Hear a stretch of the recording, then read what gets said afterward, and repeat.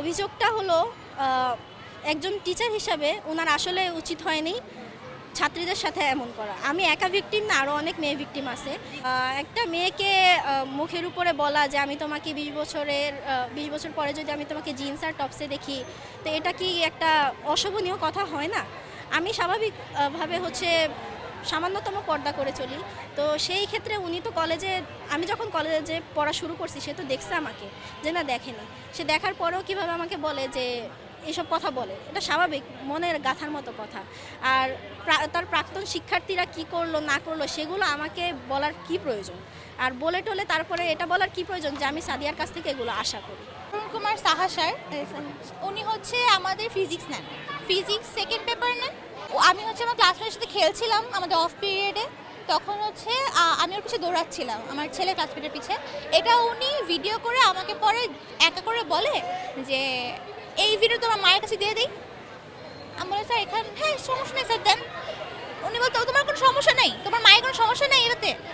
না স্যার এখানে আমার সমস্যা কেন থাকবে, আমরা তো খেলছি এখানে, আমরা তো কোনো খারাপ কাজ করছি না। উনি বলে ও তাহলে তোমার মতো। এখানে উনি খুবই বাজে একটা ইঙ্গিতে কথাটা বলেছে। এখন দেখা যায় উক্ত শিক্ষক মানে অরুণ কুমার সাহা বিভিন্ন মাধ্যমে আমাকে দমিয়ে রাখার চেষ্টা করে। আমার ক্লাসমেটদেরকে ফোন দিয়ে বলে আমাকে যেন দমিয়ে রাখে। আমি যদি দমিয়ে যাই তাহলে আমার অন্যান্য বন্ধুরা দমিয়ে যাবে এবং আস্তে আস্তে বিষয়টা ধামাচাপা পড়ে যাবে। এখন আমার কথা হলো, সে যদি কিছু করেই না থাকে তাহলে সে কেন ভয় পাচ্ছে? সে অন্য একজন স্টুডেন্টের বাসায় যেয়ে বলে বাবা তুমি আমাকে ক্ষমা করে দাও। আমার এগুলো করা উচিত হয় না? বৃদ্ধ বয়সে আমার পেটে লাথি মারো না কেন? সে যদি এগুলো নাই করতো সে কেন ভয় পেত? আর সে কেন একটা স্টুডেন্টের বাসায় যেয়ে তার হাতে পায়ে ধরবে? আমি চাই ওনার দৃষ্টান্তমূলক শাস্তি হোক এবং এই প্রতিষ্ঠান থেকে তাকে বহিষ্কার করা হোক। আরেকদিন ক্লাসের মধ্যে আমি ম্যাথ করছিলাম, তো আমি এর আগে একটু মনোযোগ দিয়ে করার কারণে আমি ওনার আগের কথাগুলো বুঝতে পারিনি। হঠাৎ করে উনি আমাকে এসে জিজ্ঞেস করে ও তোমার তো মনে হয় এমন কেউ আছে যার কারণে তুমি রাতে ঘুমাতে পারো না। আমি বললাম আমার বাসায় বিড়াল আছে। আমি ভাবলাম যে প্রথমে এটা বললে আমার মাথায় বিড়ালের কথাই আসবে। আমি জি স্যার আছে, ও কামড় টামড় দেয় মাঝে মাঝে, আমি অসুস্থ থাকি জন্য আসতে পারি না। কারণ এর আগে আমি বেশি অ্যাবসেন্ট থাকার কারণে উনি আমাকে অনেক কথা শুনিয়েছে। তখন উনি আমাকে বলে যে ও তোরা কামড়াকামড়িও করিস। এটার পরে আমি না বুঝতে পারিনি। প্রথমে আমার ক্লাসমেটরা হাসছিল, কিন্তু উনি এসব কথা বলার পর তারা চুপ হয়ে যায়। এরপরে উনি চলে যাওয়ার পর আমাকে বলে যে তানাস তোকে তো উনি ইঙ্গিতমূলক কথা বলে তোকে তোর বিড়ালকে প্রেমিক বানিয়ে দিয়েছে। আমি বলি এখানে আমার বিড়ালকে প্রেমিক বানানোর কি আছে? এরপর আমাকে বললো যে ক্লাসের মধ্যে কোনো ছেলে মেয়ে একসাথে কথা বললে, একটু কোনো কাজে হেল্প করলে ওইটাকে উনি প্রেমের সম্পর্কে টেনে নিয়ে যায়। এটা খুবই আমরা শিক্ষক থেকে এগুলো এক্সপেক্ট করি না।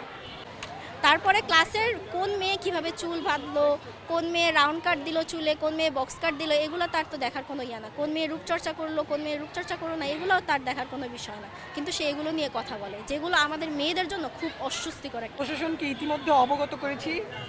প্রশাসন আমাদের আশ্বাস দিয়েছে নির্দিষ্ট সময় এর মধ্যে তাদের সিদ্ধান্ত জানাবে। তাদের কাছে প্রত্যাশা একটি সুষ্ঠু তদন্তের মাধ্যমে তাদের ডিসিশন জানাবেন এবং তার ওপর আমাদের দাবি এখানে ছিল তার দৃষ্টান্তমূলক শাস্তি এবং তাকে প্রত্যাহার করতে হবে। এসেছে স্টুডেন্টরা বলেছে যে আপত্তিকর কিছু কথাবার্তা বলার বিষয়ে এরকম আবেদনে তারা লিখেছিল লিখিতভাবে। তো তার প্রেক্ষিতে আমরা একটা তদন্ত কমিটি প্রথমত করি, পরে আমরা ফ্যাক্টস ফাইন্ডিং কমিটি করা হয় মূলত আর কি এটা। তো এই কমিটি বসে কাজ করছে তারা। তো আজকেই একটা রিপোর্ট দাঁড় করাবে এবং এই রিপোর্টের ভিত্তিতে উচ্চতর তদন্ত কমিটি হয়তো ভিসি স্যারকে আমরা সেই রিপোর্ট পাবেন। ভিসি স্যার অর্থাৎ সর্বোচ্চ অভিভাবক আমাদের আর কি ভিসি স্যার প্রতিষ্ঠানের, উনি যেভাবে বলবেন যেভাবে করবেন সেভাবে আমরা হয়তো এটা সমাধান আসবে আশা করি।